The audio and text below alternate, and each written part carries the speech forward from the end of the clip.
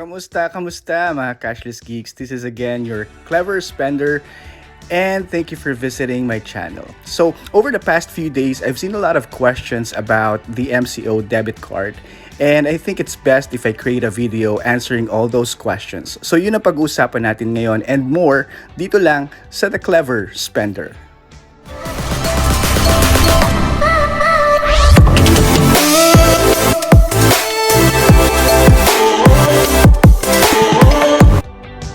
Ayun, and before we begin with our topic today, guys, I'd like to say thank you and want to let you know that I appreciate your support sa mga new subscribers ko. I know kokonti pa lang yung subscribers ko, but I'm hoping to reach a lot more people para at least makatulong ako sa kanila in making their wise decision.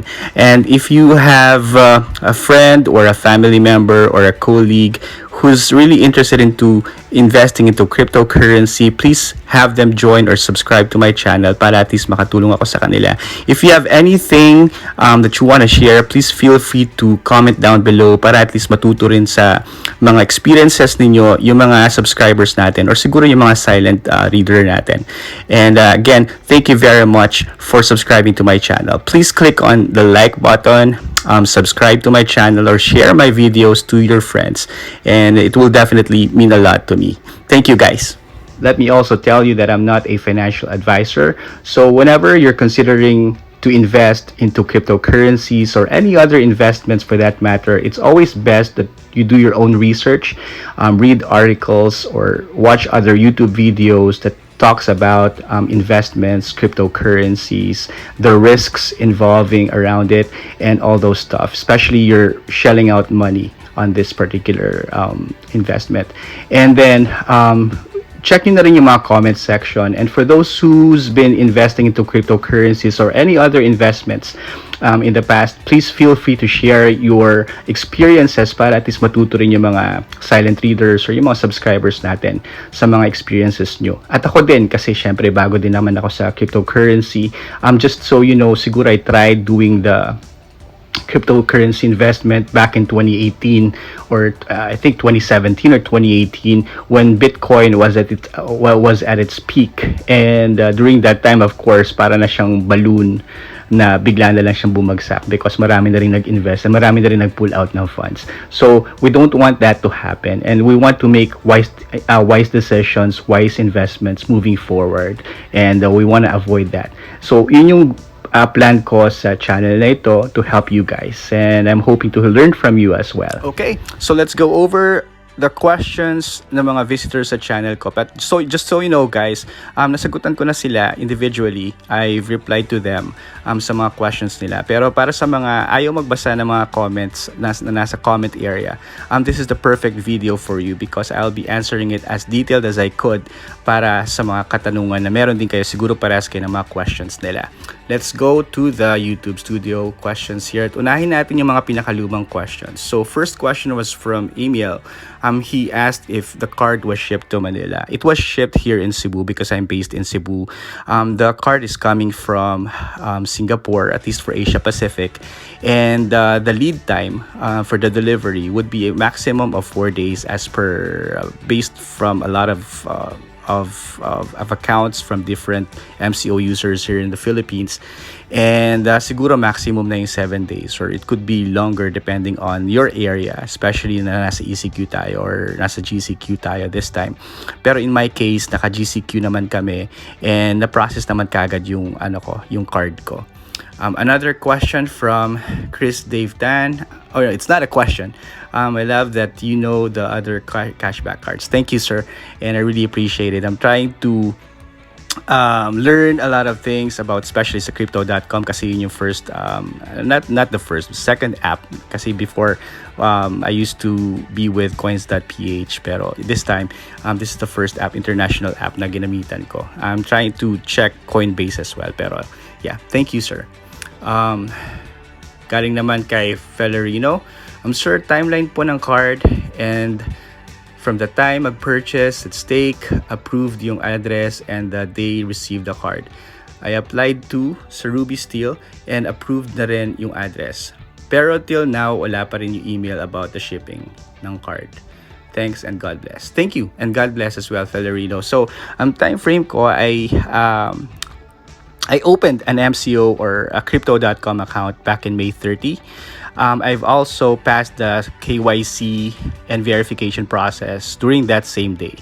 The following day, I passed the verification process. I've also submitted my address, my billing statement. The following day, I got approved. My address was also approved. They created the card right the second day, and then they've also sent it via DHL during May or no June 2 na send na siya sa DHL, and I got the card in 2 days from the time it was sent from Singapore until it arrived here in Cebu.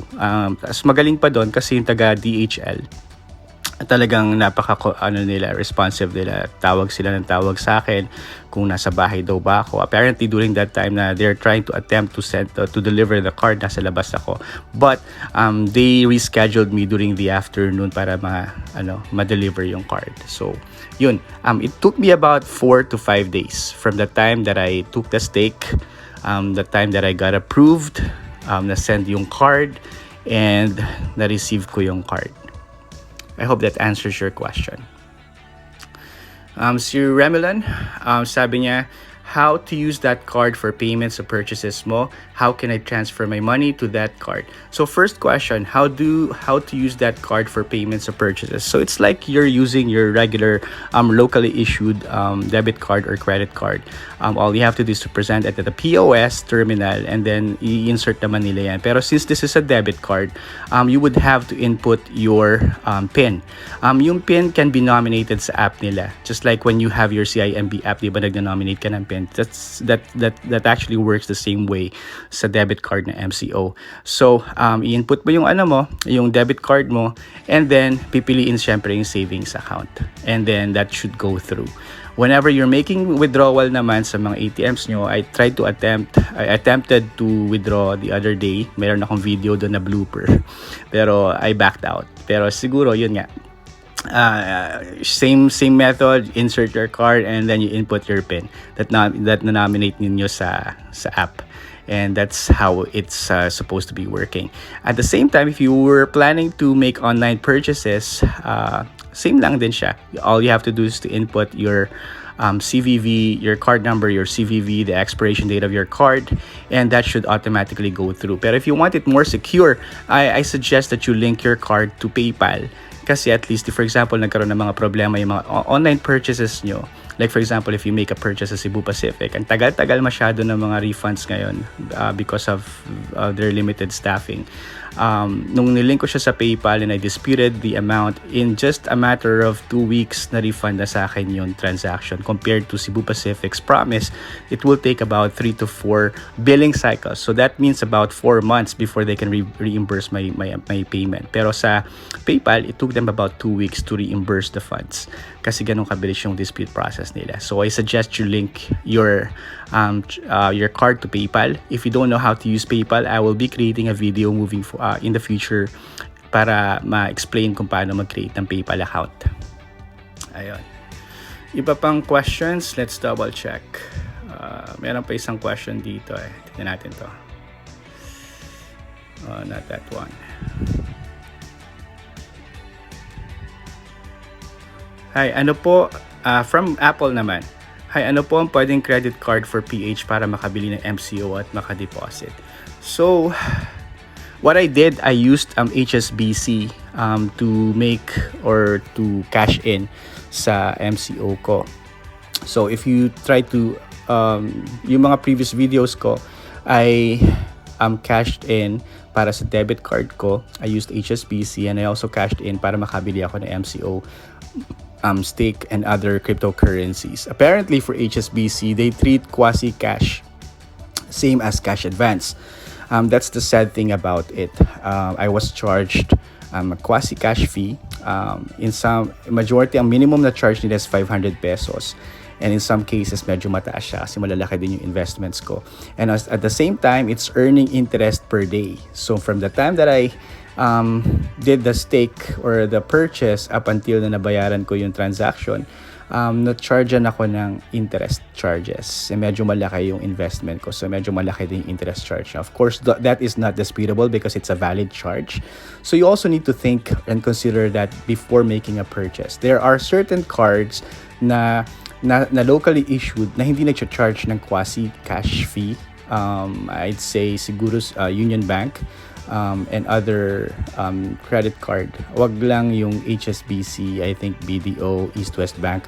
They treat that, kahit naman sa Paymaya, if you use those cards, they will be charging you a quasi-cash fee with corresponding charges. Other banks don't do it. Unfortunately, for now, sa MCO, sa Crypto.com, they only accept Visa cards issued internationally. Unless you live in Europe at the same time sa US, they can accept both Visa and MasterCard. Pero internationally, at least for now here in the Philippines, they're only accepting Visa cards. So that's why I have no choice. Kasi karamihan ng mga cards ko MasterCard, and I had no choice but to use my HSBC Visa card.